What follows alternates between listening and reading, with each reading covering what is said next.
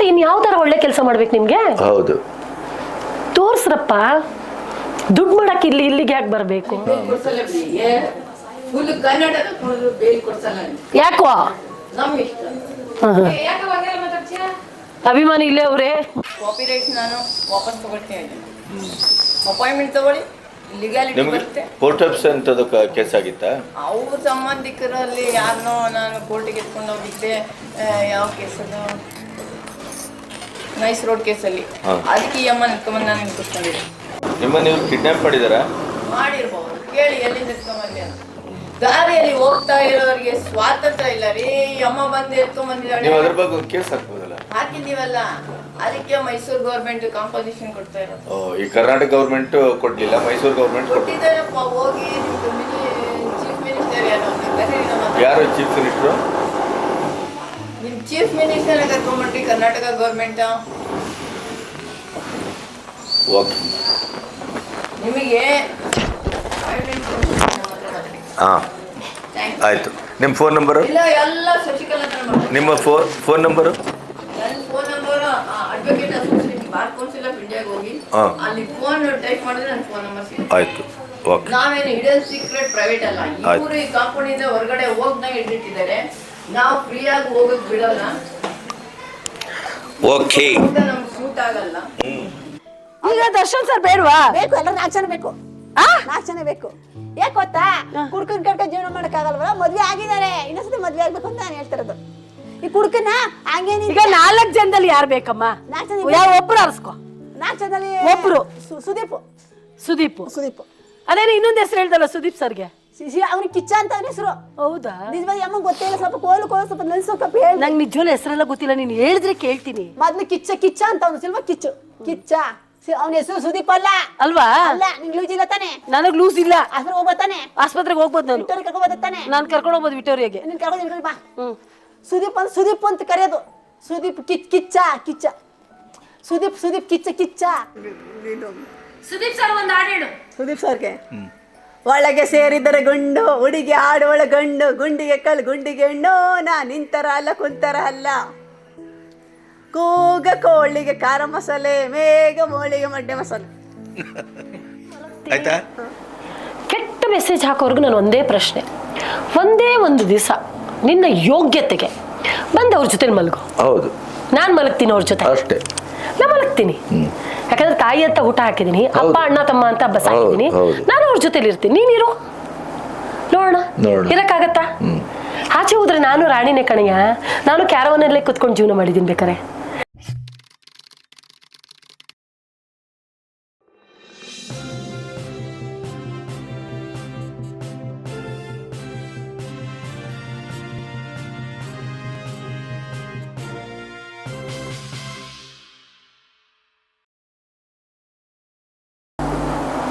ನನ್ನ ಬ್ಲ್ಯಾಕ್ ಹಾಕಿದಾಗ ಇನ್ಯಾವುದೋ ಒಂದು ನಂಬರಲ್ಲಿ ಅವ್ನು ಮಲಗಿರೋ ಅಂತ ವಿಡಿಯೋ ತೆಗೆದುಬಿಟ್ಟು ಪ್ರತಿಯೊಂದು ಪಾರ್ಟ್ಸನ್ನು ಕಳಿಸ್ತಾನೆ. ನೋಡು ನಾನು ಹೀಗಿದ್ದೀನಿ ಅಂತಾನೆ. ಏನಂತ ನೋಡ್ಬೇಕು? ಒಳ್ಳೆ ಕೆಲಸಕ್ಕೆ ಸಿಗೋ ಅಂಥ ಬಹುಮಾನ ಇದು. ನನಗೆ ಆಶ್ರಮದಲ್ಲಿ ನೋಡೋದು ಬೇರೆ. ಆಶ್ರಮದಲ್ಲಿ ಅವ್ರ ಮೈ ಮೇಲೆ ಬಟ್ಟೆ ಇರಲ್ಲ. ಹೌದಪ್ಪ. ಅದು ತಂದೆ, ಅಣ್ಣ, ತಮ್ಮ, ಮಗ. ಹೌದು. ನಾನು ತಾಯಿ, 60 ಜನಕ್ಕೆ ನನ್ನ ತಾಯಿ. ಅಲ್ಲಿ ನೋಡೋ ರೀತಿ ಬೇರೆ ಇರುತ್ತೆ. ನನಗೆ ಅಸಹ್ಯ ಅನ್ಸಲ್ಲ. ಅವ್ನು ಬಟ್ಟೆ ಬಿಚ್ಕೊಂಡು ನಿಂತಿದ್ರು, ಹೋಗೋ ಬಟ್ಟೆ ಹಾಕೊಳ್ಳೋ ಅಂತೀನಿ. ಬಟ್ ಇದನ್ನ ನೋಡಿದಾಗ ಆ ಮನ್ಸಿಗೆ ನೋವಾಗತ್ತೆ. ಮತ್ತೆ ಇನ್ ಯಾವ ತರ ಒಳ್ಳೆ ಕೆಲಸ ಮಾಡ್ಬೇಕು ನಿಮ್ಗೆ? ಹೌದು, ತೋರ್ಸ್ರಪ್ಪ. ದುಡ್ಡು ಮಾಡಕ್ ಇಲ್ಲಿಗೆ ಯಾಕೆ ಬರ್ಬೇಕು? ಮತ್ತೆ ಈಗ ಬಾಡಿಗೆ ಕಟ್ಟಕ್ಕೆ ಭಿಕ್ಷೆ ಬಿಡ್ತೀನಿ. ಮಾಲಮ್ಮ ಅವ್ರಿಗೆ 25,000 ಸಂಬಳ, ಅಡುಗೆ ಮಾಡೋರಿಗೆ, ಸೆಕ್ಯೂರಿಟಿ ಅವ್ರಿಗೆ 15,000, 20,000 ಬಾಡಿಗೆ, 10,000 ಕರೆಂಟ್ ಬಿಲ್ಲು, 70,000 ಸೈಡ್ಗೆ ಇಡಬೇಕು. ಅದಾದ್ಮೇಲೆ ಉಪ್ಪು, ಹುಣಸೆಹಣ್ಣು, ನೀರು, ಗೀರು, ಶಾಂಪು, ಸೋಪು ಎಲ್ಲ ತರಬೇಕು. ಒಂದು ಬಟ್ಟೆ ತರಬೇಕು. ಅದಕ್ಕೆ ಸುಮಾರು ನಿಮಗೆ ತಿಂಗಳಿಗೆ ಎಷ್ಟು ಬೇಕಾಗುತ್ತೆ? ಬರುತ್ತೆ 1-2.5 ಬೇಕಾಗತ್ತೆ ತಿಂಗಳಿಗೆ. 2.5 ಬೇಡ, 1.5 ಜೀವನ ಮಾಡಿಸ್ತೀನಿ, 2 ಜೀವನ ಮಾಡ್ತೀನಿ, ಅಷ್ಟು ಬೇಕಾಗತ್ತೆ. ಈಗ ತಿಂಗಳಿಗೆ ನಿಮಗೆ ಮಿನಿಮಮ್ ಒಂದು 3 ಲಕ್ಷ ಚಿಲ್ಲರೆ ಖರ್ಚಿದೆ ಬೇಕಾಗತ್ತೆ. ಈಗ ಅದಕ್ಕೆ ಏನು ಮಾಡ್ತೀರಿ ಪ್ರತಿ ತಿಂಗಳು? ಫಸ್ಟ್ ತುಂಬ ಕಷ್ಟ ಆಗ್ತಿತ್ತು. ಈಗೇನಿಲ್ಲ. ಇವತ್ತೇನಾರ ನನ್ನ ಆಶ್ರಮ ನಡೀತಾ ಇದೆ ಅಂದರೆ ನನ್ನ ಲೈವಲ್ಲಿರೋ ನನ್ನ ಕುಟುಂಬದವರು ಅವರೇ ಈ ಆಶ್ರಮ ನಡೆಸ್ತಾ ಇರೋದು.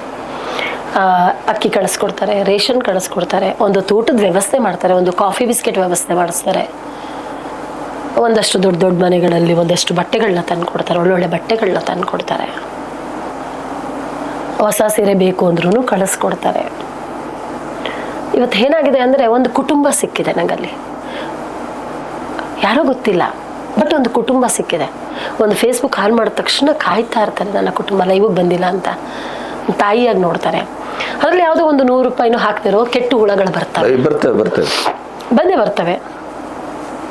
ಅದೆಲ್ಲ ಒಂದಷ್ಟು ಕೆಟ್ಟ ಪದಗಳು ಹೋಗ್ತಾ ಇರತ್ತೆ. ಮಾಡೇ ದುಡ್ಡು ಮಾಡು, ಎಷ್ಟು ಮಾಡ್ತೀಯ ಮಾಡು ಅಂತಾರೆ. ನೀನು ಬಾರಪ್ಪ, ನಾನು ದುಡ್ಡು ಮಾಡ್ತೀನಿ, ನೀನು ಹೆಂಡತಿ, ನಿಮ್ಮ ಅಮ್ಮ, ನಿಮ್ಮ ಅಕ್ಕ, ತಂಗಿ, ಮದ್ವೆ ಆಗಿರೋ ಮಕ್ಕಳು ಎಲ್ಲರನ್ನೂ ಕರ್ಕೊಂಡು ಬಾ, ಕೂರ್ಸು ಆಶ್ರಮದಲ್ಲಿ, ಒಂದಿನ ಕೂರ್ಸು. ನಾನು ಏನ್ ಮಾಡ್ತೀನಿ ಅವ್ರು ನೋಡ್ಲಿ, ನಾನು ಅವ್ರನ್ನ ಜೊತೆ ಕರ್ಕೋತೀನಿ, ಅವ್ರನ್ನ ನನ್ನ ತಾಯಿ ಅನ್ಕೋತೀನಿ, ನಿನ್ನ ತಾಯಿನ ನನ್ನ ತಾಯಿ ಅನ್ಕೋತೀನಿ, ಬರ್ಲಿ ಎಲ್ಲ ನೋಡ್ಲಿ, ಆಮೇಲೆ ಕೆಟ್ಟ ಪದ ಹಾಕು. ನ್ಯಾಯ ಅಲ್ವಾ? ಎಲ್ಲೋ ಕುತ್ಕೊಂಡು ನೀನು 100 ರೂಪಾಯಿ ಕೊಡ್ದಿದ್ದವನು ಕೆಟ್ಟ ಪದ ಹಾಕಿ ನನ್ನ ಜೀವನೇ ಅದಕ್ಕೆ ತ್ಯಾಗ ಮಾಡ್ಬಿಟ್ಟು ನಾನು ಮಾಡೋಳಿಗೆ ನೋವಾಗಲ್ವಾ? ಬೇರೆಯವ್ರ ಹೆಣ್ಮಕ್ಳು ಬಿಟ್ಟು ಸಿಕ್ಕಿರ್ತಾರ. ಅದೇ ನೀನ್ ಅಕ್ಕನ ತಂಗಿನ ಈ ಕೆಲಸ ಮಾಡ್ತಿದ್ರ ಹಾಕ್ತೀರಾ? ಹಾಕಲ್ಲ. ಹೌದು ಸ್ವಾಮಿ, ನಾನು ಅಲ್ಲೇ ಊಟ ಮಾಡ್ಬೇಕು, ಮತ್ತೆಲ್ಲೋಗಿ ದುಡಿಲಿ, ಅದಕ್ಕೂ ನೀವು ಹಾಕಿದ್ರೆ ತುಂಬಾ ಕೆಟ್ಟ ಪದಗಳು, ಕೆಟ್ಟ ಮಾತುಗಳು ಅನ್ನಿಸ್ಕೊಳ್ತೀವಿ. ಒಂದು ಸೀರೆ ಉಡಂಗಿಲ್ಲ. ನಾನು ಕಲಾವಿದೆ, ಯಾವತ್ತೂ ಚೆನ್ನಾಗೇ ಇರ್ತೀನಿ. ಹೊರಗಡೆ ಹೋದಾಗ ಗೇಟಿಂದ ಆಚೆ ಹೋದ್ರೆ ನಾನು ರಾಣಿನೇ, ಗೇಟಿಂದ ಒಳಗಡೆ ಬಂದಾಗ ನಾನು ಒಬ್ಳು ಕೆಲಸದವಳು. ಹೌದಪ್ಪ, ನಾನು ಅಲ್ಲಿ ಹಾಗೇ ಇರ್ತೀನಿ. ನಾನು ಸುಮಾರು ನೀವು ವಿಡಿಯೋಸ್ ನೋಡ್ಬೋದು, ಒಂದು ನೈಟಿನೋ ಯಾವುದೋ ಒಂದು ಟಾಪ್ ಹೇಗೋ ಕೂತಿರ್ತೀನಿ, ಅವ್ರ ಜೊತೆಯಾಗೇ ಇರ್ತೀನಿ. ಒಂದಿನ ನಾನು ಮಾಸ್ಕ್ ಯೂಸ್ ಮಾಡಿಲ್ಲ, ಒಂದಿನ ನಾನು ಒಂದು ಗ್ಲೌಸ್ ಯೂಸ್ ಮಾಡಿಲ್ಲ. ಅವ್ರನ್ನ ಅಷ್ಟು ಚೆನ್ನಾಗಿ ಇಟ್ಕೊಂಡಿದ್ದೀನಿ. ನಾನು ಅಲ್ಲೇ ಊಟ ಮಾಡ್ತೀನಿ, ಅಲ್ಲೇ ಮಲಗ್ತೀನಿ. ಕೆಟ್ಟ ಮೆಸೇಜ್ ಹಾಕೋರ್ಗು ನಾನು ಒಂದೇ ಪ್ರಶ್ನೆ, ಒಂದೇ ಒಂದು ದಿವಸ ನಿನ್ನ ಯೋಗ್ಯತೆಗೆ ಬಂದು ಅವ್ರ ಜೊತೆ ಮಲಗು. ಹೌದು, ನಾನು ಮಲಗ್ತೀನಿ ಅವ್ರ ಜೊತೆ ಅಷ್ಟೇ, ನಾನು ಮಲಗ್ತೀನಿ. ಯಾಕಂದ್ರೆ ತಾಯಿ ಅಂತ ಊಟ ಹಾಕಿದೀನಿ, ಅಪ್ಪ ಅಣ್ಣ ತಮ್ಮ ಅಂತ ಬಸ್ ಹಾಕಿದೀನಿ, ನಾನು ಅವ್ರ ಜೊತೆಲಿ ಇರ್ತೀನಿ. ನೀನಿರು, ನೋಡೋಣ ಇರಕ್ಕಾಗತ್ತಾ? ಆಚೆ ಹೋದ್ರೆ ನಾನು ರಾಣಿನೇ ಕಣಯ್ಯ. ನಾನು ಕ್ಯಾರವನಲ್ಲೇ ಕುತ್ಕೊಂಡು ಜೀವನ ಮಾಡಿದ್ದೀನಿ. ಬೇಕಾರೆ ಕ್ಯಾರವನ್ ಕೊಟ್ಟಿದ್ರು, ಗಾಡಿ ಬರ್ತಿತ್ತು ಮನೆಗೆ, ಆರಾಮಾಗಿ ಹೋಗ್ತಿದ್ದೆ, ಇಂಡಸ್ಟ್ರಿಯಲ್ಲಿ ಕೆಲಸ ಮಾಡ್ತಿದ್ದೆ, ಎಲ್ಲ ಆರಾಮಾಗಿ ನಾನು ಎಲ್ಲ ಥರನೂ ನೋಡೇ ಬಂದಿರೋಳು ನಾನು. ಇದಕ್ಕೂ ಸರಿ, ಒಲೆ ಹೂದಕ್ಕೂ ಸರಿ, ಮುದ್ದೆ ಮಾಡೋಕ್ಕೂ ಸರಿ, ಕ್ಯಾರವನಲ್ಲಿ ಕುತ್ಕೊಳ್ಳೋಕ್ಕೂ ರೆಡಿ. ಇಲ್ಲ ಅಂದ್ರೆ ನನ್ನ ತುಳಿದು ಬಿಡ್ತಾರೆ. ಹೌದು, ನಾನು ಆ ಕೆಟ್ಟ ಕಮೆಂಟ್ಗೆ ಅಲ್ಲೇ ಉತ್ತರ ಕೊಡ್ತೀನಿ, ನಾನು ಬಿಡಲ್ಲ ನಾನು. ಯಾಕಂದ್ರೆ ಅವನೊಂದು ಕೆಟ್ಟ ಕಮೆಂಟ್ ಹಾಕಿದಾಗ ನಂಗೆ ಎಲ್ಲವೂ ನೆನಪಾಗ್ಬಿಡುತ್ತೆ, 1 ಸೆಕೆಂಡ್ಗೆ ಬಂದ್ಬಿಡುತ್ತೆ ನನಗೆ. ಯಾಕಂದ್ರೆ ಅಲ್ಲಿ ತಿಕಾಮುಖ ತೊಳಿಬೇಕು, ಅಲ್ಲಿ ಒಬ್ಬ ಟಾಯ್ಲೆಟ್ಗೆ ಹೋದ್ರೆ ಇಡೀ ಆಶ್ರಮ ಸ್ಮೆಲ್ ಬರುತ್ತೆ, ತೊಳಿಬೇಕು. ಬ್ಲೀಡಿಂಗ್ ಹಾಕ್ಬಿಟ್ರೆ ಬಟ್ಟೆ ಎಲ್ಲ ಆಗ್ಬಿಟ್ಟು ಅಲ್ಲಲ್ಲೇ ಹೋಗ್ತಾ ಇರುತ್ತೆ. ಅಲ್ಲಿ ಬಾತ್ರೂಮ್ಗೆ ಹೋಗ್ತಾರೆ, ಅಲ್ಲಿ ನೀರು ಎಲ್ಲ ಹಾಗೆ ಬರ್ತಾರೆ. ಅವ್ರ ಮನಸ್ಥಿತಿ ಸರಿ ಇಲ್ಲಪ್ಪ, ಅದಕ್ಕೆ ಅವ್ರು ಇಲ್ಲಿದ್ದಾರೆ. ಅವ್ರು ಚೆನ್ನಾಗಿದ್ದಿದ್ರು ಅವ್ರು ಯಾಕೆ ಇರ್ತಿದ್ರು? ಒಂದು ಅದಕ್ಕೆ ಕಾರಣ ಯಾರು? ನಿಮ್ಮ ಅಪ್ಪ ಅಮ್ಮನ್ನ ನೀವು ಮನೇಲಿ ಇಟ್ಕೊಂಡಿದ್ದಿದ್ರೆ, ಬೀದಿಲ್ ಬಿಸಾಕ್ತೆ ಹೋಗಿದ್ರೆ ಅವ್ರು ಇಲ್ಲಿಗೆ ಬರ್ತಿರ್ಲಿಲ್ಲ. ಒಂದು, ನಾನು ಅದನ್ನ ನೋಡ್ಕೊಳ್ತಿರ್ಲಿಲ್ಲ. ನೀವು ಬೇಡ ಅಂತ ಬಿಸಾಕಿದಿರಿ, ಅದನ್ನ ನಾನು ಬಾಚ್ಕೊಂಡು ತಪ್ಕೊಂಡು ಮುದ್ದಾಡ್ತಿದ್ದೀನಿ. ಅದು ತಪ್ಪ? ಅದು ತಪ್ಪೇ. ಇಲ್ಲಿ ಬಾಚ್ಕೊಂಡು ತಪ್ಕೊಂಡು ಮುದ್ದಾಡ್ತಿದ್ದೀನಿ. ಒಬ್ಬೊಬ್ರ ಮೇಲೂ ಒಂದೊಂದು ಅಟ್ಯಾಚ್ಮೆಂಟ್ ಇರುತ್ತೆ ನನಗೆ, ತುಂಬ ಅಟ್ಯಾಚ್ಮೆಂಟ್ ಇರುತ್ತೆ ಒಬ್ಬೊಬ್ರ ಮೇಲೂ. ಅಷ್ಟು ಇನ್ವಾಲ್ವ್ ಆಗಿರ್ತೀನಿ ಅವ್ರ ಜೊತೆ 24 ಗಂಟೆ. ಅವ್ರನ್ನ ಯಾಕೆ ನಾವು ತುಂಬ ಮಾತಾಡ್ತೀವಿ ಅಂದರೆ, ಅವ್ರ ಮನಸ್ಸಲ್ಲಿರೋದೆಲ್ಲ ಆಚೆ ಬರಲಿ, ಅವ್ರು ಏನೋ ಒಂದು ನಂಬರ್ ಹೇಳ್ಬೋದು, ಅವ್ರ ಮನೆಯವ್ರು ಎಲ್ಲೋ ಹೇಳ್ಬೋದು ಅನ್ನೋದಕ್ಕೆ ಅವ್ರನ್ನ ಪ್ರಯತ್ನ ಪಡ್ತಾನೇ ಇರ್ತೀವಿ. 1.5 ವರ್ಷ ಆದಮೇಲೆ ನಂಬರ್ ಸಿಕ್ಕಿದೆ, 3 ವರ್ಷ ಆದಮೇಲೆ ಮೊನ್ನೆ ಒಂದು ಹುಡುಗಿ ಮಾತಾಡಿದಾಳೆ. ಬಟ್ ಯಾರೂ ಕರ್ಕೊಂಡು ಹೋಗಲ್ಲ. ನಾವು ಹುಡುಕ್ತೀವಿ, ಬಟ್ ಯಾರೂ ಕರ್ಕೊಂಡು ಹೋಗಲ್ಲ. ಯಾಕೆಂದರೆ ಇವ್ರ ಪರಿಸ್ಥಿತಿ ಸರಿ ಇಲ್ಲ, ಕರ್ಕೊಂಡೋದ್ರೆ ಮತ್ತೆ ನಾವು ಇನ್ನೂ ಅನುಭವಿಸ್ಬೇಕು ಅಂತ ಲೈವ್ ನೋಡ್ತಾನೆ ಇರ್ತಾರೆ, ಸುಮ್ಮನೆ ಇರ್ತಾರೆ. ಸತ್ತ ಮೇಲೂ ಬರಲ್ಲ. ಕೆಲವರು ಏನಾರ ಆಸ್ತಿ ದುಡ್ಡು ಮನೆ ಏನಾರು ಅವ್ರ ಹೆಸರಲ್ಲಿ ಬರುತ್ತೆ ಅಂದ್ರೆ ಸತ್ತ ಮೇಲೆ ಬರ್ತಾರೆ. ಅದು ಏನಂತ ಬರ್ತಾರೆ, ಅಯ್ಯೋ ನನಗೆ ನೆನ್ನೆ ಯಾರೋ ವಿಡಿಯೋ ಕಳ್ಸಿದ್ರು, ನನಗೆ ಗೊತ್ತೇ ಇಲ್ಲ, ಅಯ್ಯೋ ಇವ್ರು ನಮ್ಮ ಅತ್ತೆ, ಇವ್ರು ನಮ್ಮ ಮಾವ, ಇವ್ರು ನಮ್ಮ ಅಕ್ಕ, ನಮ್ಮ ಅಣ್ಣ, ನಮ್ಮಪ್ಪ ಅಂತ ಬರ್ತಾರೆ. ಆಗ ಅಯ್ಯೋ ಡೆತ್ ಸರ್ಟಿಫಿಕೇಟ್ ಸಿಗ್ಬೋದಾ? ಅಲ್ಲಿ ಗೊತ್ತಾಯ್ತು ನನಗೆ ಹಣೆ ಬರ, ಯಾಕೆ ಬಂದಿದ್ದಾರೆ ಅಂತ. ಏನ್ ಮಾಡ್ಕೊತೀರಿ, ಅದನ್ನ ತಗೊಂಡು ನಾನು ತಾನೇ ಏನ್ ಮಾಡ್ಕೊಳ್ಳಿ, ಹೋಗಿ ಅನುಭವಿಸ್ಕೊಳ್ಳಿ ಅಂತ ಕೊಡ್ತೀನಿ. ಇನ್ನೊಬ್ರು ಬರ್ತಾರೆ, 1 ಲಕ್ಷ ರೂಪಾಯಿ ಡೀಲ್ ಮಾಡಿದ್ದಾರೆ. ಸತ್ತ ಮೇಲೆ 28 ಎಕರೆ ಆಸ್ತಿ ಇದೆ, ಸತ್ತ ಮೇಲೆ 1 ಲಕ್ಷ ರೂಪಾಯಿ ಕೊಡ್ತೀನಿ, ನನಗೆ ದಯವಿಟ್ಟು ಮೆಡಿಕಲ್ ಸರ್ಟಿಫಿಕೇಟ್ ಎಲ್ಲ ಬೇಕು. ಆಯ್ತು ಮುಂದಕ್ಕಿದೆ ಅಂದ್ಬಿಟ್ಟು ಸುಮ್ಮನೆ. ಆ ತಾಯಿಗೆ ಮಕ್ಕಳು ಇರಲಿಲ್ಲ, ಇನ್ನೊಂದು ಮದುವೆ ಮಾಡ್ತಾಳೆ ಅವಳೆ. ಅವ್ರ ಮಕ್ಕಳು ಈ ಪರಿಸ್ಥಿತಿ. 28 ಎಕರೆ ಆಸ್ತಿ ಇರೋ ವ್ಯಕ್ತಿ ಇಲ್ಲಿದಾರಲ್ಲ, BSc ಓದಿರೋರು ಆಶ್ರಮದಲ್ಲಿ ಇದಾರಲ್ಲ, ಕೋರ್ಟ್ ಅಂತ ಲಾಯರ್, ಹೈಕೋರ್ಟ್ ಅಲ್ಲಿ ನಿಂತ್ಕೊಂಡು ವಾದ ಮಾಡೋ ಒಂದು ತಾಯಿ ಕೂಡ, ಒಂದು ಹೆಣ್ಣು ಕೂಡ ಅಲ್ಲಿದ್ದಾಳಲ್ಲ. ಮತ್ತೆ ಎಲ್ಲಿದೆ ಜೀವನ ಬದುಕು ಎಲ್ಲ? ಈಗ ಒಳ್ಳೊಳ್ಳೆ ಕೆಲಸ ಮಾಡಿರೋರೆಲ್ಲ ಬೇಗ ಪಟ್ಟಂತ ಹೊರಟೋಗ್ತಾರೆ. ಈ ಆತ್ಮಗಳು ಇನ್ನು ಎಷ್ಟೋ ಜನ ಇದ್ದಾರೆ ನೋಡಿ, ಎಷ್ಟೋ ಜನ 100 ವರ್ಷ, 105 ವರ್ಷ, 96 ವರ್ಷ ಎಲ್ಲರೂ ಇದ್ದಾರೆ. ಆ ಭಗವಂತ ಅವ್ರಿಗೆ ಇನ್ನೂ ಮುಕ್ತಿನೇ ಕೊಟ್ಟಿಲ್ಲ. ಅವ್ರ ಕರ್ಮ ಇನ್ನೂ ಆಗಿಲ್ಲ, ಮುಗಿದಿಲ್ಲ. ಇನ್ನೂ ಒಂದು ಹೇಳಬೇಕು ಅಂದ್ರೆ, ಆಶ್ರಮದಲ್ಲಿ ಅವರೆಲ್ಲ ಪುಣ್ಯ ಮಾಡಿ ಬಂದಿದ್ದಾರೆ. ಲಾಸ್ಟಲ್ಲಿ ಭಗವಂತ ಕೈ ಹಿಡಿತಾನಂತೆ. ಇವ್ರಿಗೆ ಹಿಡ್ದಿದ್ದಾನೆ, ಒಳ್ಳೆ ಊಟ, ಒಳ್ಳೆ ಬಟ್ಟೆ, ಮಲಗಕ್ಕೆ ನೆಮ್ಮದಿಯಾಗಿ ಮಲಗ್ತಾರೆ, ಪ್ರೀತಿ. ಬಟ್ ಸತ್ರ ಅವ್ರಿಗೆ ಯಾರು ಚಿತೆಗೆ ಬೆಂಕಿ ಇಡ್ತಾರೆ? ನನ್ನ ಮಗ ಬರಲ್ಲ, ಫಿಕ್ಸ್. ನನ್ನ ಮನೆಯವ್ರು ಯಾರೂ ಬರಲ್ಲ, ಈ ತಾಯಿನೇ ಇಡಬೇಕು, ನೆಮ್ಮದಿಯಾಗಿರ್ತಾರೆ. ಬಟ್ ನನ್ನ ಆಶ್ರಮದಲ್ಲಿ ಇಲ್ಲಿವರೆಗೂ ಸತ್ತಿರುವಂಥ ಜನ ಒಬ್ಬರು ನರಳಾಡಿ ಕೊರಗಾಡಿ ಸತ್ತಿರೋ ಅಂತ ಇಷ್ಟೇ ಇಲ್ಲ ನಂದ್ರಲ್ಲಿ. ಎಲ್ಲವೂ ಇರುತ್ತೆ. ಲೈವಲ್ಲಿ ಊಟ ಕೊಡ್ತಾ ಇರ್ತೀನಿ, ಅಲ್ಲಿ ಸಾವಾಗಿರುತ್ತೆ. ಇಲ್ಲ ನನ್ನ ಕೈ ಮೇಲೆ ಎಷ್ಟೋ ಜನ ಸತ್ತಿದ್ದಾರೆ. ಆಮೇಲೆ ನಾನು ಬರೋವರೆಗೂ ಉಸಿರಿಟ್ಕೊಂಡು ಸತ್ತಿದ್ದಾರೆ. ಎಲ್ಲ ಇತಿಹಾಸನೇ ಇದೆ ಅದರಲ್ಲಿ. ಅದೇನೂ ಗೊತ್ತಿಲ್ಲ, ಯಾರೂ ನರಳಾಡಲ್ಲ. ನಾನು ಇದನ್ನೆಲ್ಲ ನೋಡ್ಬಿಟ್ಟು ದೇವ್ರ ಹತ್ರ ಕೇಳ್ಕೊತೀನಿ, ದೇವರೇ ಭಗವಂತ ನನಗೂ ಈ ಥರ ಸಾವು ಕೊಡಪ್ಪ, ನರಳಾಡಿಸ್ಬೇಡ, ಕೊರಗಿಸ್ಬೇಡ. ಯಾಕಂದರೆ ನೋಡಿ, ಎಷ್ಟೇ ದುಡ್ಡಿದ್ರು ನಮಗೆ ನೆಮ್ಮದಿಯಾಗಿ ಒಂದು ಚಾಪೆ ಮೇಲೆ ಮಲಗಕ್ಕಾಗಲ್ಲ.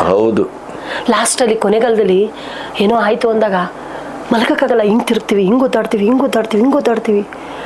2,000 ರೂಪಾಯಿ ಹಾಸಿಗೆಲೂ ಮಲಗಕ್ಕಲ್ಲ. 2 ಕೋಟಿ ಇಟ್ಕೊಂಡ್ರುವೆ ಆ ನೋವು, ಆ ಸಂಕಟ,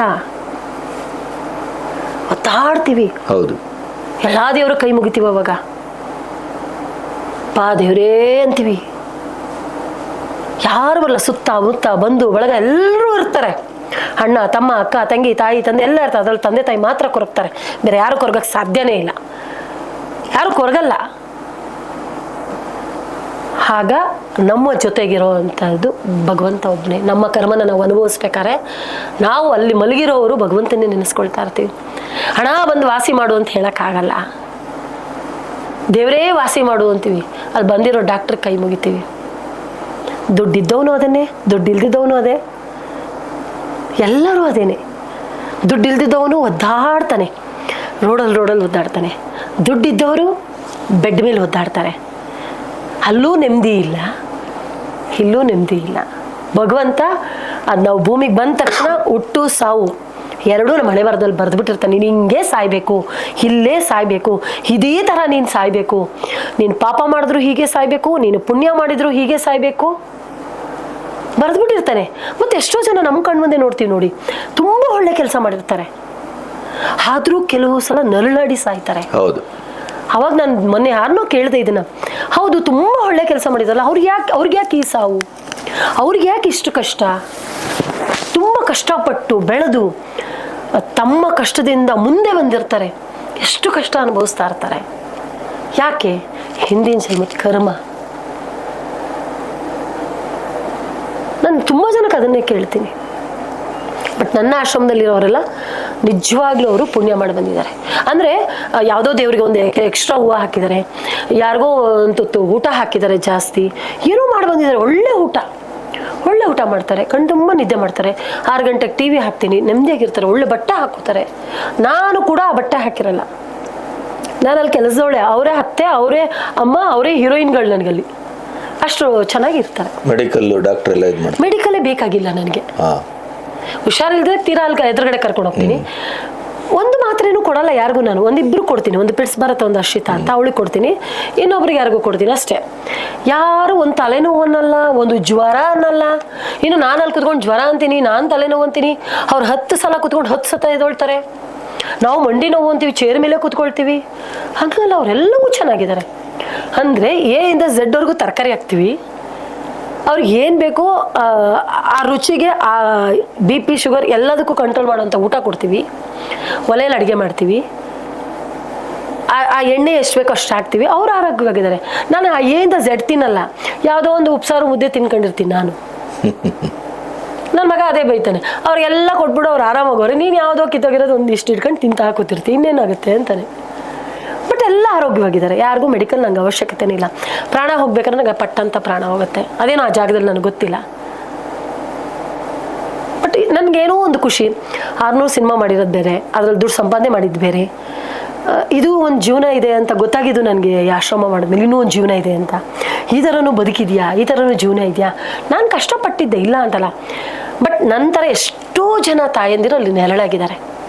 ನಂಗೆ ಅದು ತುಂಬ ಖುಷಿ ಇದೆ. ಅಪ್ಪ ಅನ್ನೋ ಪದಕ್ಕೆ ತುಂಬ ಗೌರವ ಇದೆ.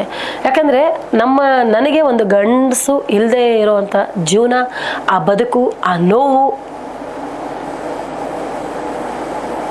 ಅವ್ರು ಯಾಕೆ ಈ ಥರ ಬೀದಿಲಿ ಬಿಸಾಕಿದ್ದಾರೆ ಅನ್ನೋದು ನಮಗೆಲ್ಲ ಬೇಕಿತ್ತು. ನಿಮ್ಗಿದ್ರು ಬೀದಿಲಿ ಬಿಸಾಕಿದ್ದಾರೆ. ಹೌದು, ಇಲ್ದಿದ್ದವರು ನಾವು ಕೊರಗ್ತೀವಿ. ಬೇಕಿತ್ತು, ನನ್ನ ಗಂಡ ಇರಬೇಕಿತ್ತು, ಈಗಲೂ ನಾನು ಚಿನ್ನದಂಗೆ ಸಾಕ್ತಾ ಇದ್ದಿದ್ರೆ ನಾನು ಕೊರಗ್ತೀನಿ. ಬಟ್ ಇರೋರು ಯಾಕೆ ಬೀದಿಗೆ ಬಿಡ್ತೀರಿ? ಮಾತಾಡಿದ್ರೆ ರೋಡಿಗೆ ಬಂದ್ಬಿಡ್ತೀರಿ. ಹೌದು, ಯಾಕೆ? ತಂದಾಕ್ದಾಗ ಯಾರಿಗೆ ಹೇಳ್ತೀರಿ? ದುಡ್ದಾಕ್ದಾಗ ತಂದೆ ತಾಯಿ ಹೊಡೆತಾರೆ. ಎಷ್ಟು ವಿಡಿಯೋ ಬೇಕು ಹೊಡಿಯೋದು. ಆ ಹೊಡಿಬೇಕಾರೆ ಆ ತಾಯಿ ತಂದೆ ಎಷ್ಟು ನೋವು ತಿಂತಾರೆ ಗೊತ್ತಾ? ಹೆಂಗೆ ಹೊಡಿತಾರೆ ಅಂದರೆ, ಹೆಂಗೆ ಬೈತಾರೆ ಅಂದರೆ, ಮತ್ತೆ ನಮ್ಗೆ ಯಾರ ಮನೆಯವರ ಸಿಕ್ಬಿಟ್ರೆ ಬಲವಂತ ಕಳಿಸಿರ್ತೀವಿ ನಾವು. ಕೆಲವು ನನಗೆ ಅವ್ರ ಕುಟುಂಬದವ್ರು ಸಿಕ್ಬಿಟ್ರು ಅಂದ್ಕೊಳ್ಳಿ, ನಾವು ಫೋನ್ ಮಾಡಿ ಫೋರ್ಸ್ ಮಾಡಿ ಕಳಿಸ್ಬಿಡ್ತೀವಿ. ತೊಗೊಂಡೋಗಿ ಒಂದು ದಿನ ಇಟ್ಕೊಂಡು ಮಾರನೇ ದಿನ ಎಲ್ಲೋ ರೋಡಲ್ಲಿ ಬಿಟ್ಬಿಡೋದು ಅಷ್ಟೇ. ಅವರು ಇಲ್ಲಿಂದ ಯಾರು ಬಲವಂತವಾಗಿ ಆಶ್ರಮದಿಂದ ಕರ್ಕೊಂಡು ಹೋಗ್ತಾರೋ, 1 ದಿನ 2 ದಿನದ ಬದುಕು ನಮ್ಮ ಮುಂದೆ ತುಂಬ ಚೆನ್ನಾಗಿ ಕರ್ಕೊಂಡು ಹೋಗ್ತಾರೆ. ಆಚೆ ಹೋಗಿ ಹೊಡೆದು ಬೈದು ಮತ್ತೆ ಬಿಟ್ಬಿಡ್ತಾರೆ. ಅವಾಗ ಹೇಳ್ತಾರೆ, ಅಯ್ಯೋ ನಾವು ಅಲ್ಲಿಂದ ಕರ್ಕೊಂಡು ಬಂದ್ವಿ, ಮತ್ತೆ ಇವ್ರು ಓಡೋದ್ರು. ಸಾಕ್ಷಿ ಇರುತ್ತಲ್ಲ ಇಲ್ಲಿ ಅವ್ರಿಗೆ. ಬಟ್ ಎಷ್ಟೋ ಜನ ತಂದೆ ತಾಯಿ ಇವತ್ತು ಫುಟ್ಪಾತಲ್ಲಿದ್ದಾರೆ, ಊಟ ಬಟ್ಟೆ ಇಲ್ಲದೆ ಇದ್ದಾರೆ, ಅಷ್ಟು ನೋವು ತಿಂತಾರೆ, ಒಡಿಸ್ಕೊಳ್ತಾರೆ, ಬೈಸ್ಕೊಳ್ತಾರೆ, ಅನ್ನಿಸ್ಕೊಳ್ತಾರೆ, ಎಲ್ಲದನ್ನು ಅನುಭವಿಸ್ತಿದ್ದಾರೆ. ಕೆಲವು ತಂದೆ ತಾಯಿಗೆ ನಾನೊಂದು ಬುದ್ಧಿ ಹೇಳಬೇಕು ಅಂದರೆ, ಯಾಕಂದರೆ ನಾನು ಅನುಭವಿಸಿರೋ ನೋವಲ್ಲಿ ಹೇಳ್ತಾ ಇದ್ದೀನಿ, ಅಷ್ಟು ದೊಡ್ಡವಳಲ್ಲ. ಬಾಯಿ ಮುಚ್ಕೊಂಡು ಅಲ್ಲಿ ಏನೇ ನಡೀಲಿ ಕಣ್ಣಿಗೆ ಕಾಣದಂಗೆ ಕಿವಿ ಕೇಳಿಸ್ದಂಗಿದ್ರೆ ತಾಯಿಗೆ ಮನೆಯಲ್ಲಿ ಅಪ್ಪಂಗೆ ಅಮ್ಮಂಗೆ ಮೂಲೆಯಲ್ಲಿ ಜಾಗ, ಒಂದು ತುತ್ತು ಊಟ ಬಿಸಾಡ್ತಾರೆ, ಒಂದು ತುತ್ತು ಬಿಸಾಕ್ತಾರೆ. ನಾನು ಏನಾದರೂ 6 ಗಂಟೆಗೆ ಯಾಕೆ ಎದೊಳ್ಳಿಲ್ಲ, ನನ್ನ ಮಗನಿಗೆ ಯಾಕೆ ಅಡುಗೆ ಮಾಡಿಲ್ಲ, ನನ್ನ ಮಗಳಿಗೆ ಯಾಕೆ ಮಾಡಿಲ್ಲ ಅಂತ ನಾನೊಂದು 4 ಪದ ಮಾತಾಡಿದ್ರೆ ಬೇದಿಯೇ ಗತಿ, ಪುಟ್ಬಾತೆ ಗತಿ. ಆ ಅನ್ನನೂ ಇರಲ್ಲ, ಮೂಲೆಯಲ್ಲಿ ಜಾಗನೂ ಇರಲ್ಲ. ಅದಕ್ಕೆ ನಾನು ಕೆಲವು ತಂದೆ ತಾಯಿಗೆ ದಯವಿಟ್ಟು ಕೈ ಮುಗಿದು ಕೇಳ್ಕೊತೀನಿ, ನಮ್ಮ ಬದುಕು ಹಾಗೋಯ್ತು, ಏನೂ ಇಲ್ಲ, ಕಣ್ಣಿಗೆ ಕಾಣಿಸಿದ್ರು ಕಾಣಿಸ್ದಂಗೆ ಸುಮ್ಮನಿದ್ಬಿಡಿ, ಮನೆಯೊಳಗಿರ್ತೀರ. ಯಾಕೆ ಅಂದರೆ ನೀವು ಹೆತ್ತ ಮಕ್ಕಳಲ್ವಾ, ತುಂಬ ಕಷ್ಟಪಟ್ಟು ಸಾಕಿ ಬೆಳೆಸಿರ್ತಿರಲ್ಲ, ಕಣ್ಣು ಮುಂದೆ ನೋಡ್ಕೊಂಡಾದ್ರೂ ಮನೆಯೊಳಗಿರಿ. ಇಲ್ಲ ಅಂದರೆ ನೀವೇನಾದರೂ ಮಾತಾಡಿದ್ರೆ ಆ ನೋಡೋ ಅವಕಾಶನೂ ಕಳ್ಕೊಂಬಿಡ್ತೀರ. ಅಪ್ಪ ಅಮ್ಮ ಬೀದಿಲಿರ್ತೀರ. ಬೀದಿಲಿದ್ರೂ ನಿಮ್ಗೆ ಊಟ ಕೊಡ್ಬೋದು, ಬಟ್ಟೆ ಕೊಡ್ಬೋದು, ನಿಮ್ಮ ಮಕ್ಕಳನ್ನ ತಂದು ಕೊಡೋಕ್ಕಾಗಲ್ಲ. ನಾನು ಆ ಸಂಕಟನೂ ನಿಮಗೆ ಮಾತ್ರ ಗೊತ್ತಿರುತ್ತೆ ತುಂಬ. ಆಮೇಲೆ ಮಕ್ಕಳು ಅಂತ ಹೇಳಿ ಎಲ್ಲವನ್ನು ಅವ್ರಿಗೆ ಕೈ ಕೊಟ್ಟು ಇವರು ಬಿಕಾರಿ ಆಗುವಂತ ಹಂತಕ್ಕೆ ಬರಬಾರ್ದು. ಬಂದ್ಬಿಟ್ಟಿದ್ದಾರೆ. ಒಂದೇನು ಗೊತ್ತಾ, ಇವರ ಜೀವನದಲ್ಲಿ ಏನಾದರೂ ಒಂದು ಆಸ್ತಿ ಪಾಸ್ತಿಯೋ ಎಂಥದಾದ್ರೂ ಅದು ತಮ್ಮ ಕೈಯಲ್ಲಿ ಗಟ್ಟಿ ಇಟ್ಕೋಬೇಕು. ಹೇಳಕ್ಕೆ ಹಂಗನ್ಸತ್ತೆ ಯಾವ ತಂದೆ ತಾಯಿಗೂ. ಈಗ ನಾನೇ ಹೇಳ್ಬೋದು, ನೀವೊಂದಷ್ಟು ಇಟ್ಕೊಳ್ಳಿ ಅಂತ. ಏನಾಗತ್ತೆ ಅಂದರೆ ಹೆತ್ತ ಕರುಳು, ಅಪ್ಪ ನನ್ನ ಮಕ್ಕಳು ಚೆನ್ನಾಗಿರ್ಲಿ, ಮತ್ತೆ ಅವ್ರ ಸೆಂಟಿಮೆಂಟ್ ನಾಟಕ ಚೆನ್ನಾಗಿ ಮಾಡ್ತಾರೆ, ಕೇಳ್ಕೊಂಡ್ಬಿಡ್ತಾರೆ, ಜೀವನನೇ ತ್ಯಾಗ ಮಾಡಿಬಿಡ್ತಾರೆ. ನನ್ನ ಮಕ್ಳು ತಾಳೆ ಚೆನ್ನಾಗಿರ್ಲಿ ತಗೊಳ, ನಂದು ಹೆಂಗೋ ಆಯಿತು ಬಿಡು. ಅಪ್ಪ ಏನು ಬಳಸ್ತಾನೆ ಹೇಳಿ, ನಂದು ಹೆಂಗೋ ಆಯಿತು ಬಿಡು ಮಗ, ನಾನು ರೋಡಲ್ಲಿ ಮಲ್ಕೊಂಡ್ರೆ ಯಾರು ಕೇಳೋರು, ನಿನಗೆ ಮಕ್ಕಳವ್ರೆ, ಹೆಂಡ್ತಿ ಅವಳೆ, ತಗೊಳಪ್ಪ ಅಂತ ಅಪ್ಪ ಅಂದ್ಬಿಡ್ತಾನೆ. ತಾಯಿ, ಅಯ್ಯೋ ನನ್ನ ಮಕ್ಕಳು ಚೆನ್ನಾಗಿರಲಿ, ಒಂದು ಬಳೆನೋ ಒಂದು ಸರನೋ ಏನೋ ಒಂದಷ್ಟೋ ಇಷ್ಟೋ ಕೂಡಿ ಕಿತ್ತು ಕೊಟ್ಬಿಡ್ತಾಳೆ ಬದುಕಳ್ಳಿ ಅಂತ. ಅವಳು ರೋಡಲ್ಲಿ ಬಿದ್ದರೂ ತಾಯಿ, ಒಬ್ಬ ತಂದೆ ನಾನು ರೋಡಲ್ಲಿ ಮಲಗ್ತೀನಿ ಅಂತ ಗೊತ್ತಿದ್ರೂ ಎಲ್ಲವೂ ದಾನ ಮಾಡ್ತಾರೆ. ಯಾಕೆ? ನನ್ನ ಮಕ್ಕಳು ಚೆನ್ನಾಗಿರ್ಲಿ ಅಂತ. ಈ ಮಕ್ಕಳಿಗೆ ಅಷ್ಟರ ಮಟ್ಟಿನ ಕನಿಷ್ಠ ಜ್ಞಾನವೂ ಇರುವುದಿಲ್ಲ. ಅಯ್ಯೋ ಅನ್ನೋದೇ ಇಲ್ಲ. ಮತ್ತೆ ಅದ್ರಲ್ಲಿ ಕೆಲವರು ತುಂಬಾ ಒಳ್ಳೆಯವರು ಇದ್ದಾರೆ, ತುಂಬಾ ಇದ್ದಾರೆ. ಸತ್ತ ಮೇಲೆ ಪಾಪ ಹುಡುಕಿ ಸಾಕಾಗಿ 1 ತಿಂಗಳಾದ್ಮೇಲೆ ಬೂದಿ ಕೇಳಕ್ಕೂ ಬಂದಿರೋರು ಇದ್ದಾರೆ. ಕೆಲವರು ಮಾತ್ರ ಬೆರಳೆಣಿಕೆ ಅಷ್ಟು ನೋಡ್ಕೊಳ್ಳೋರು, ನೋಡ್ಕೊಳ್ಳಲ್ಲ. ಈಗ ಎಷ್ಟೋ ಜನ ತಂದೆ ತಾಯಿ ಎಷ್ಟು ನೋವು ಅನುಭವಿಸ್ತಿರ್ತಾರೋ, ಒಡಿಸ್ಕೊಳ್ತಾರೆ, ಬೈಸ್ಕೊಳ್ತಾರೆ, ಎಲ್ಲದನ್ನೂ ಅನುಭವಿಸ್ತಿದ್ದಾರೆ ಇವತ್ತು. ಹೌದು. ಅದಕ್ಕೆ ಕಂಪೇರ್ ಮಾಡಿದ್ರೆ 1000 ಪೆಟ್ಟು ಮೇಲೂ ನನ್ನ ಅಮ್ಮನ ಮಡಿಲು ಟ್ರಸ್ಟ್. ಅಮ್ಮ ಅನ್ನೋ ಪದಕ್ಕೆ ತುಂಬ ಒಂದೊಳ್ಳೆ ಜಾಗ. ನನಗೊಂದು ಆಸೆ, ನನ್ನ ಒಂದು ಸ್ವಂತ ಜಾಗದಲ್ಲಿ ಇನ್ನು 100 ಜನ ತಾಯಂದಿರು ಮಲ್ಗಕ್ಕೆ ಜಾಗ ಬೇಕು. ತಂದೆ ತಾಯಿ ಎಲ್ಲೋ ಎಷ್ಟೋ ಕಷ್ಟಪಟ್ಟು ಊಟ ಬಟ್ಟೆ ಇಲ್ಲದೆ ಹೋದ್ರೂ ಆ ಜಾಗದಲ್ಲಿ ಬಂದು ಒಂದು ದಿವಸ ನೆಮ್ಮದಿಯಾಗಿ ಅವಳು ಮಲಗಿದ್ರೆ ಸಾಕು. ಯಾರೋ ಮಹಾತಾಯಿ ಮಾಡಿಕ್ಕಿದ್ಲಪ್ಪ, ನೆಮ್ಮದಿಯಾಗಿ ನಾನು ಇಲ್ಲಿರ್ತೀನಿ ಅಂತ ಅಂದರೆ ಸಾಕು. ಕೆಟ್ಟ ಕೆಟ್ಟ ಪದಗಳು ಬರ್ತವೆ, ಈಗಲೂ ಕೆಟ್ಟ ಪದಗಳು ಬರ್ತವೆ ಮೆಸೇಜ್ಗಳಲ್ಲಿ. ಅವನು ಅಪ್ಪ ಅಮ್ಮಂಗೆ ಅನ್ನ ಹಾಕದಿರೋ ನನ್ನ ಮಗನೇ ಮೆಸೇಜ್ ಹಾಕೋದು, ಅಷ್ಟೇ ಗ್ಯಾರಂಟಿ. ಹಂಗೆ ಅಕ್ಕದಂಗಿರ ಬೆಲೆ ಗೊತ್ತಿರಲ್ವಲ್ಲ. ಮನೆಯಲ್ಲಿ ಇಬ್ಬರು ಸಾಕೋದಕ್ಕೆ ಗಂಡ ಹೆಂಡತಿ ಇಬ್ರು ದುಡಿತಾರೆ. ಇನ್ನು ನಾನು 60 ಜನನ ಸಾಕಬೇಕು ಅಂದ್ರೆ ಎಷ್ಟು ದುಡಿಬೇಕು ಅಲ್ವಾ? ಎಷ್ಟು ಬೇಡಬೇಕು? ಅಯ್ಯೋ ಯಾವಾಗ್ಲೂ ಬೇಡ್ತೀನಿ ಸ್ವಾಮಿ, ನಾನು ಭಿಕ್ಷೆ ಬೇಡ್ತೀನಿ, ನಿನಗೆ ಹಾಕೋ ಯೋಗ್ಯತೆ ಇದ್ರೆ ಹಾಕು, ನೀನು ಸುಮ್ಮನಿರು, ಲೈವ್ ನೋಡು. ಆಮೇಲೆ ನಿಮ್ಮ ಹೊಟ್ಟೆಗಲ್ಲ, ನಿಮ್ಮ ಮಕ್ಕಳ ಹೊಟ್ಟೆಗಲ್ಲ, ನಿಮ್ಮ ಕುಟುಂಬಕ್ಕಲ್ಲ, ಅಲ್ಲಿದಾರಲ್ಲ. ಆಮೇಲೆ ಮೊನ್ನೆ ಒಂದು ಸತ್ಯನಾರಾಯಣ ಸ್ವಾಮಿ ಪೂಜೆ ಮಾಡಿಸಿದ್ದೆ ನನ್ನ ಮನೆಯಲ್ಲಿ. ಮನೆ ಕಟ್ಟೆ ಎಷ್ಟು ವರ್ಷ ಆಗಿತ್ತು ಮಾಡಿಸಿ. ಅದ್ರ ಮೇಲೆ ಆ ದೇವ್ರ ಫೋಟೋ ಮೇಲೆ ಹಾಕ್ತಾರೆ, ಯಾರ್ದೋ ದುಡ್ಡು ಎಲ್ಲಮ್ಮನ್ ಜಾತ್ರೆ. ಆ ಸತ್ಯನಾರಾಯಣ ಸ್ವಾಮಿನೂ ಬಿಡಲ್ವಲ್ಲಯ್ಯ ನೀನಂತ ಕಟಕ್ ನನ್ನ ಮಗ. ನಿನಗೆ ಕಂಪೇರ್ ಮಾಡಿದ್ರೆ 1000 ಪಟ್ಟು ನಾನೇ ಮೇಲಲ್ಲ. ನೀನು ಕೆಟ್ಟ ಮೆಸೇಜ್ ಹಾಕಿ ಮಜಾ ತಗೋತಾ ಇದೆಯಾ, ನಾನು ತಂದೆ ತಾಯಿಗೆ ಊಟ ಹಾಕಿ ನಾನೊಂದಷ್ಟು ಪುಣ್ಯ ಕಟ್ಕೋತಾ ಇದ್ದೆ. ನಿನಗೆ ಕಂಪೇರ್ ಮಾಡಿ ನಾನೇ ಬೆಟ್ರ್ ಅಲ್ವಾ? ಹೌದು. ನಾನು ಇವತ್ತು ನಾನು ಹೆಮ್ಮೆಯಿಂದ ಹೇಳ್ಕೊತೀನಿ, ನಾನು ಒಳ್ಳೆ ಕೆಲಸ ಮಾಡ್ತಾ ಇದ್ದೀನಿ ಸಾಕು. ತಂದೆ ತಾಯಿಗೆ ಏನು ಬೇಕು ಕೊನೆಗಾಲದಲ್ಲಿ ಅಷ್ಟು ಕೊಡ್ತಾ ಇದ್ದೀನಿ ನಾನು. ನೀವು ಅದನ್ನು ಕೊಟ್ಟು ಮನೇಲಿ ಇಟ್ಕೋಬೋದಿತ್ತಲ್ಲ, ನೀವ್ಯಾಕೆ ಬೀದಿಗೆ ಹಾಕಿದ್ರಿ? ಮತ್ತೆಂತದ ಅಪ್ಪ ಅಮ್ಮನ ಬೆಲೆ ಗೊತ್ತಿದ್ದ ಅವ್ನು ಬೀದಿಗೆ ಹಾಕಿದ್ಯಾ ನೀನು? ನಿನಗೆ ಪಕ್ಕದಲ್ಲಿ ಮಲಗಕ್ಕೆ ಹೆಂಡತಿ ಬೇಕು, ನೀನು ಊಟಿಸ್ಕೊಂಡಿರೋ ಮಕ್ಳು ಬೇಕು, ನಿನಗೆ ಚುರ್ ಅನ್ನತ್ತಲ್ಲಿ. ಅವ್ರಿಗೇನಾದ್ರು ಒಂಚೂರು ಚುರ್ ಅನ್ನತ್ತೆ. ಅವಳು ಇಷ್ಟು ವರ್ಷ ನಿನ್ನ ಸಾಕಿರೋವಳು ಬೆಳೆಸಿರೋವಳು ಅವಳು ಅಲ್ಲ ಅಯ್ಯೋ ಅಂತ ನಿಂಗೆಲ್ಲೂ ಚುರ್ ಅನ್ನಲ್ವೇ? ನೀನು ಬಿಸಾಕಿದ್ಯಾ, ನಾನು ತಗೊಂಬಂದಿದ್ದೀನಿ. ನೀನು ಬಿಸಾಕದ್ಮೇಲೆ ನಾನು ತಂದಿದ್ದು, ನಿನ್ನ ಮನೆ ಒಳಗಡೆ ನುಗ್ಗಿದಂತಂದಿಲ್ಲ. ಕರೆಕ್ಟ್. ನಿನ್ನ ಮನೆ ಒಳಗಡೆ ನುಗ್ಗಿನಂತಂದಿದ್ರೆ ನನ್ನ ತಪ್ಪು. ಹೌದು. ಮತ್ತೆ ತರೋದ್ರ ಹಿಂದೆ ಯಾವ ಸ್ವಾರ್ಥವೂ ಇಲ್ಲ. ಸತ್ರೆ ಒಂದು ಮುಕ್ತಿ ಕೊಡ್ತೀನಿ, ಬದುಕಿದಾಗ ಹಣ್ಣು ಹಾಕ್ತೀನಿ, ಮೈ ಮುಚ್ಕೊಳಕ್ ಬಟ್ಟೆ ಕೊಡ್ತೀನಿ ಅಷ್ಟೇ. ಸೇವೆ ಕೊಡು.